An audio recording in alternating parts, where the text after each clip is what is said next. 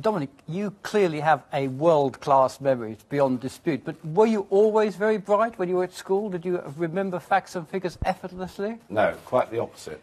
In fact, when I was at school, I was diagnosed with dyslexia. We didn't know much about it in the 50s and 60s. But the problem I had was I had a runaway imagination, and one theory is that I had a knock to the head as a baby. In fact, I was carried off by a train. Miraculously, I'm here to tell you the story, but it was a complete accident, and I went to hospital and they found some bruising across my forehead, and I've got a scar on the top of my head.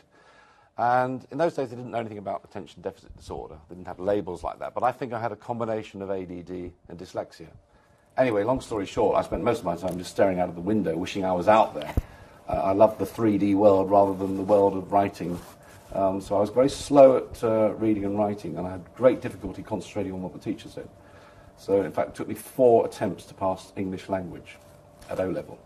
But from an early age, you had a very strong visual imagination. I imagine you were able to see things very powerfully and clearly, were you? Yes, I enjoyed drawing, art. As I said, being out in the 3D world, living in my own little world, if you like. So there was never a dull moment. I was never bored as a child. I didn't really need friends around me, although I did have friends. So I was always good with my hands. I played the piano as well. So a very right-brained person, I think.